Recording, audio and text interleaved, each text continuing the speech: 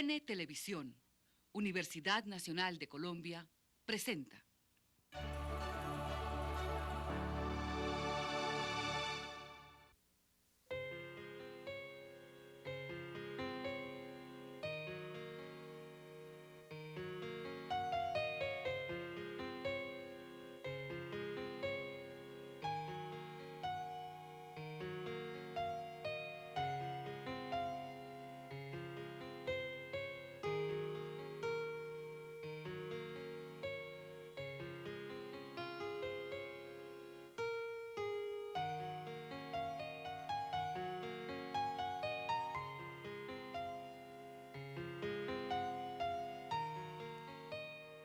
Estamos en 1994.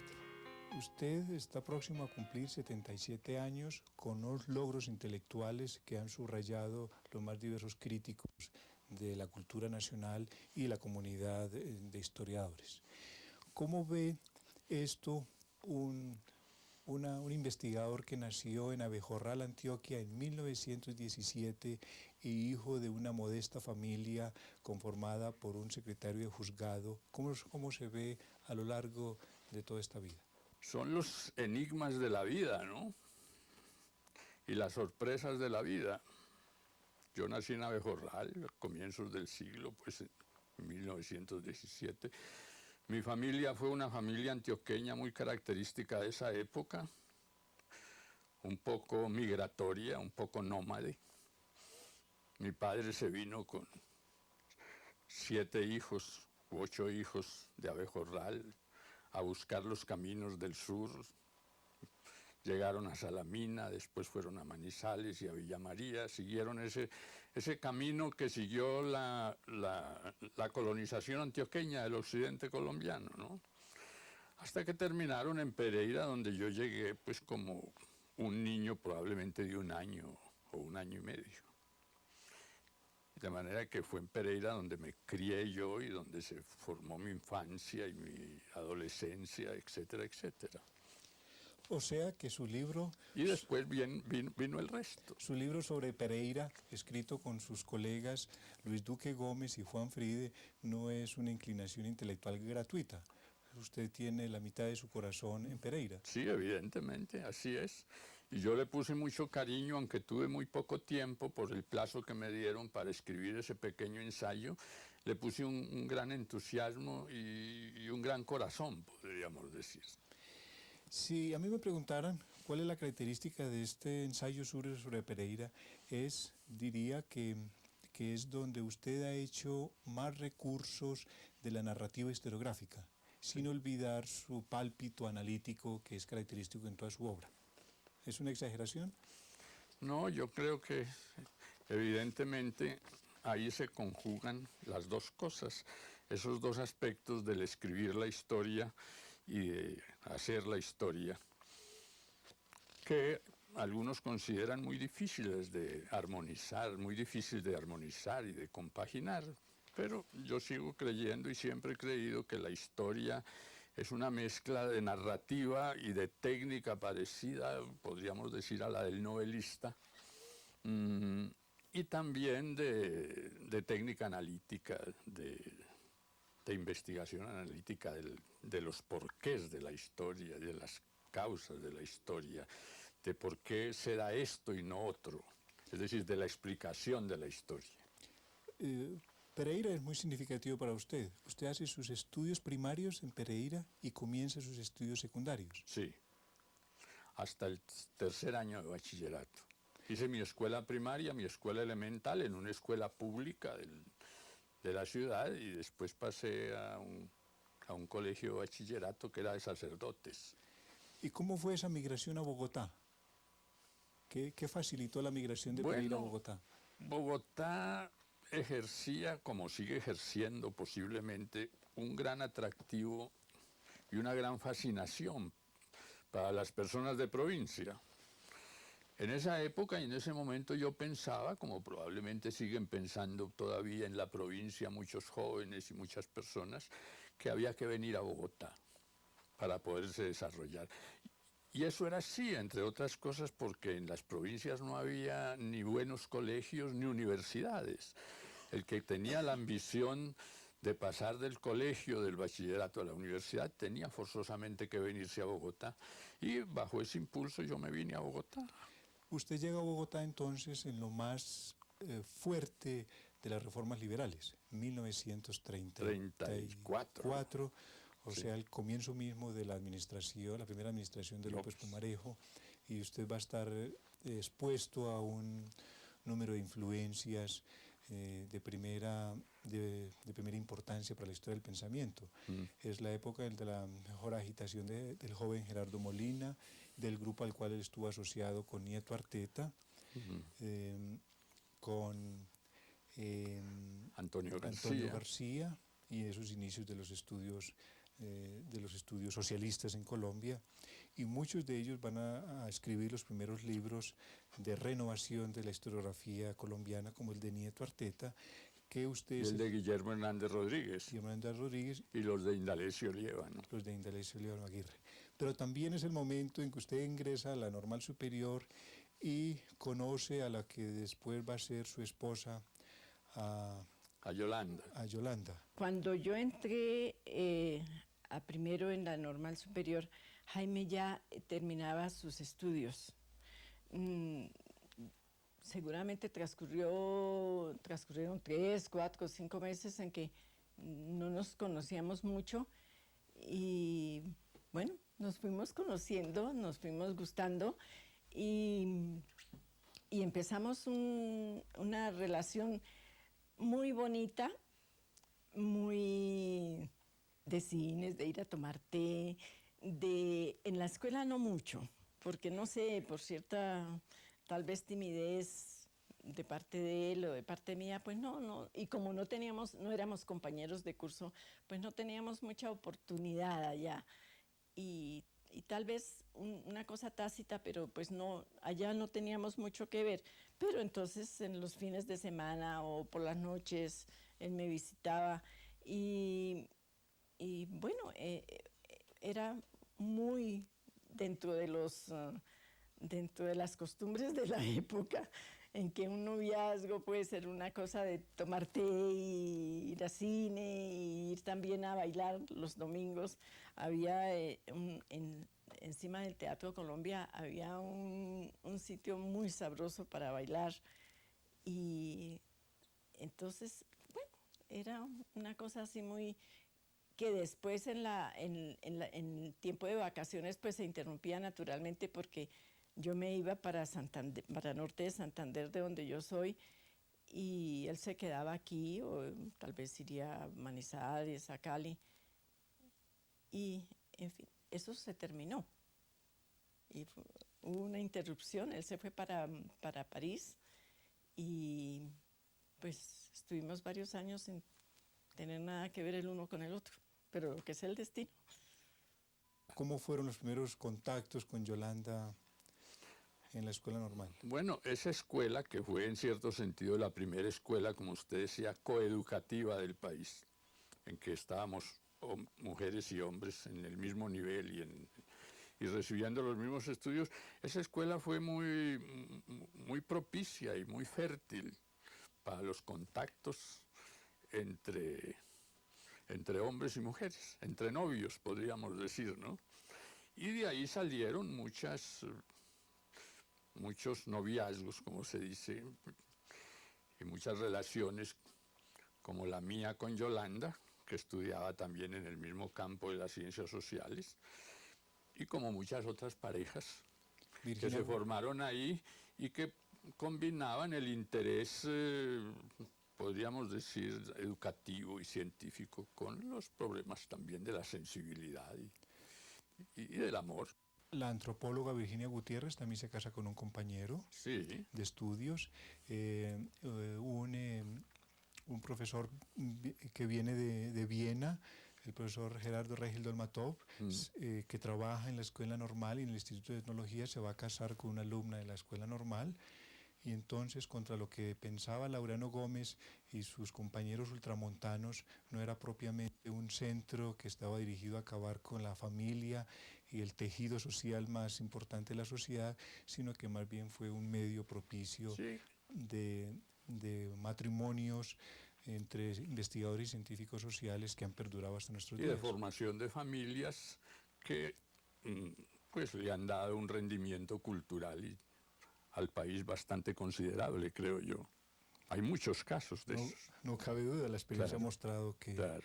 que los enemigos de la educación, de la coeducación, estaban subrayando algo que realmente no existía y era un movimiento, para decirlo de alguna manera, reaccionario frente al desenvolvimiento general Sí, de la es que cultura. creían que la cultura deterioraba las relaciones familiares y no, todo lo contrario, refuerza las relaciones familiares y le da unas bases mucho más sólidas a las relaciones familiares.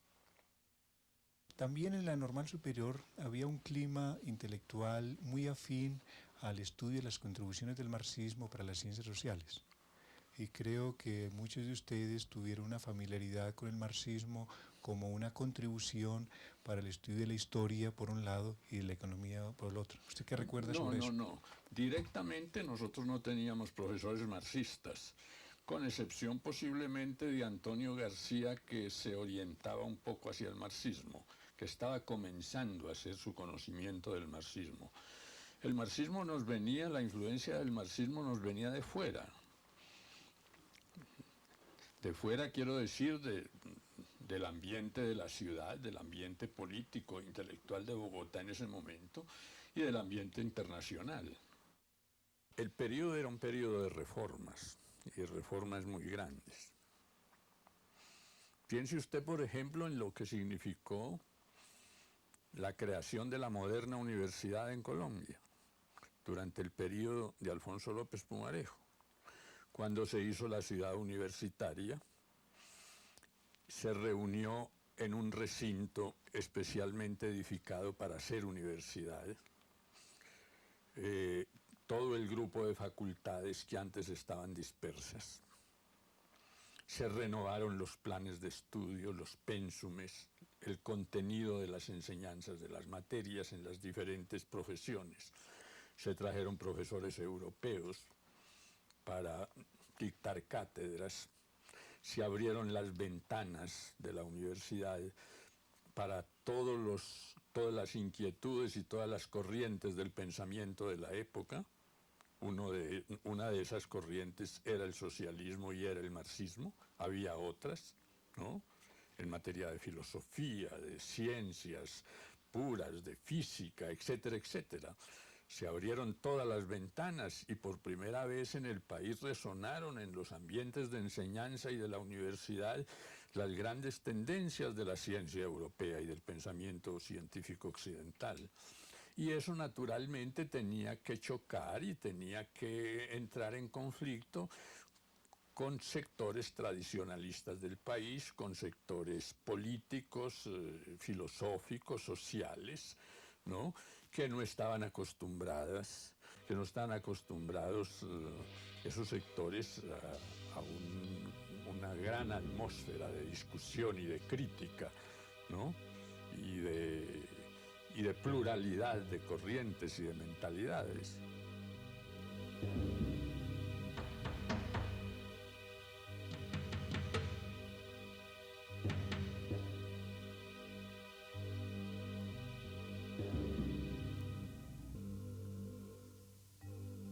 Es el momento entonces en el cual usted se va para Francia. ¿Con qué expectativa se va usted a París? Bueno, me iba con la expectativa de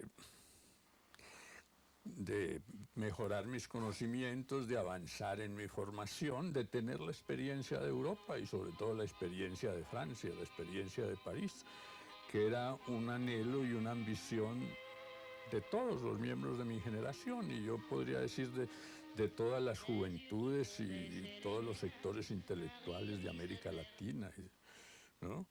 Entrar en contacto con un medio como el francés y, en fin, el europeo en general.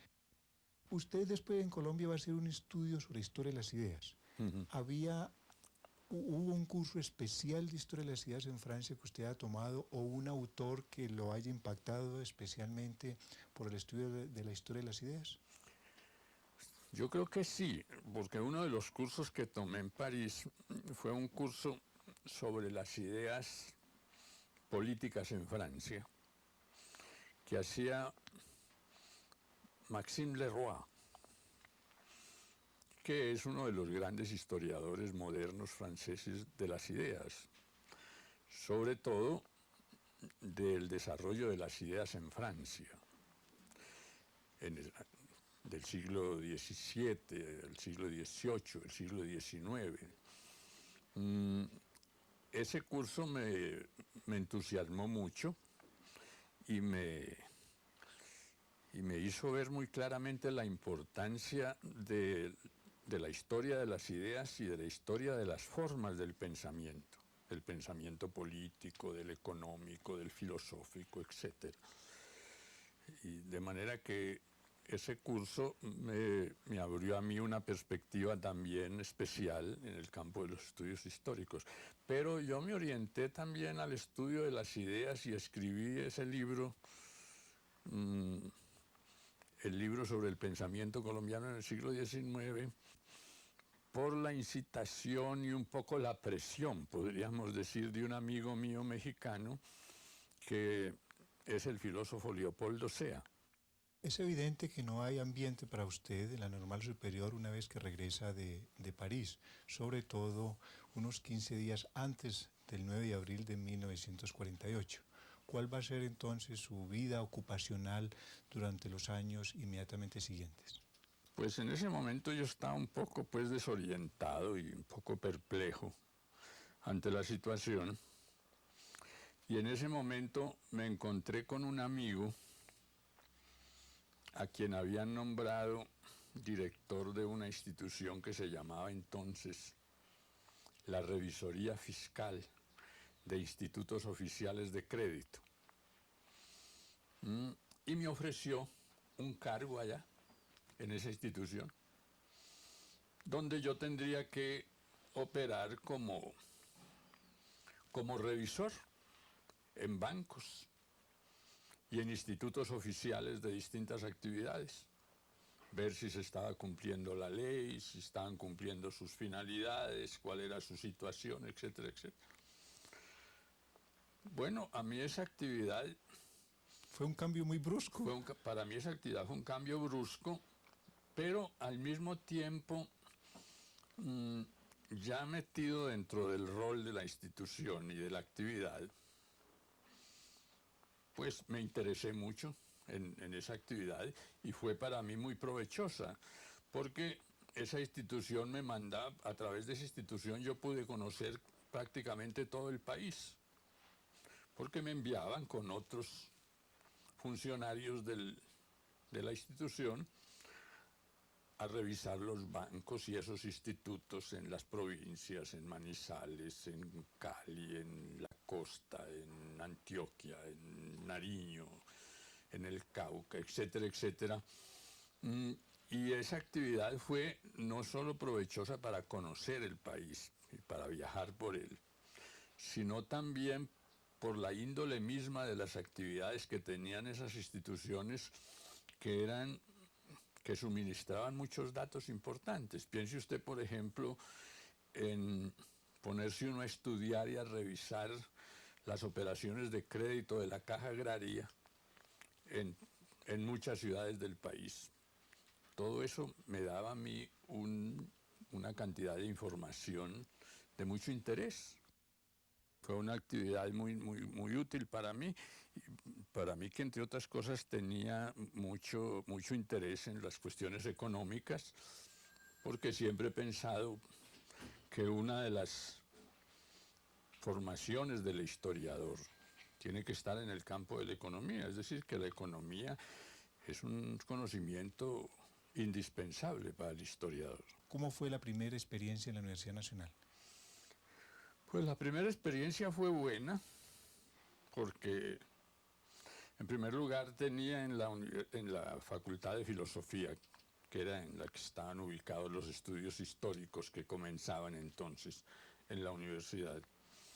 En esa facultad tuve colegas muy, muy buenos, como el mismo Cayetano Betancourt, que era el decano de la facultad y que era quien me llamaba a desempeñar esas cátedras,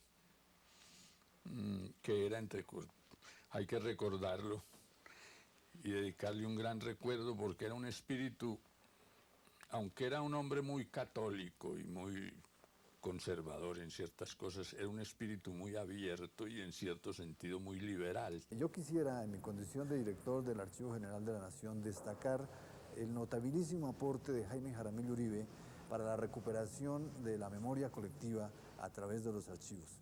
No solamente por ese interés que despertó dentro de sus estudiantes, especialmente en la Universidad Nacional y en otras universidades, sino también por su permanente motivación hacia la organización y recuperación del patrimonio documental colombiano, al punto de que en este momento, a pesar de sus múltiples compromisos académicos y docentes que tiene, sigue prestando un invaluable servicio a este archivo como miembro de la Junta Directiva del Archivo General de la Nación en representación del Presidente de la República.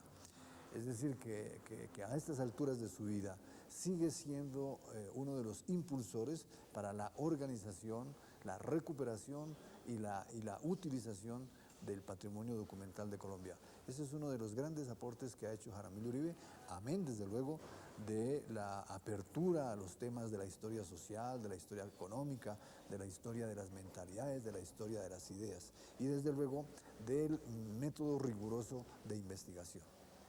Creo que el más llama su interés por una prosa clara, directa y elegante, que no era muy corriente en la historiografía anterior. ¿De dónde viene ese interés suyo por la belleza en la exposición, para decirlo de alguna manera? Bueno, yo no sé, es una cosa que tiene que ver con lo que podríamos llamar el gusto personal. Yo había sido un lector bastante activo de literatura y sigo siéndolo. Y naturalmente estoy convencido de que el lenguaje es el gran instrumento de la expresión del pensar y de lo que uno pueda comunicar. De manera que desde muy temprano me preocupé por ese aspecto, por escribir con sobriedad, con claridad, evitando el fárrago y evitando pues la elocuencia y la retórica. Y de mis lecturas fui adquiriendo ese hábito, de mis lecturas de los novelistas franceses, de los novelistas españoles, del Quijote, de nuestro Tomás Carrasquilla, etc. Y ahora que hablamos de esto, siempre usted ha tenido un interés callado por escribir una autobiografía. ¿Qué hay de ese viejo proyecto? Es un viejo proyecto, pero lo veo como próximo y lejano como el viento, como decía un poeta. Porque muchos investigadores en este momento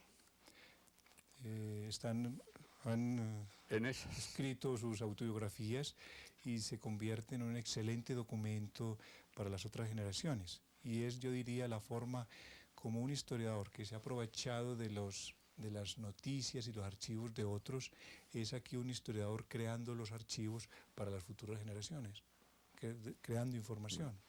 Eso me decía mi hijo Lorenzo, que me puso aquí en el escritorio debajo del vidrio una explicación del conde de Lampedusa, de por qué escribió él El gato pardo.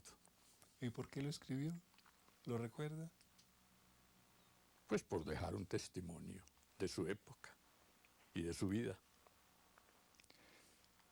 Yo creo que ese proyecto no se debe echar en saco roto. Bueno, vamos a ver si nos alcanza la vida.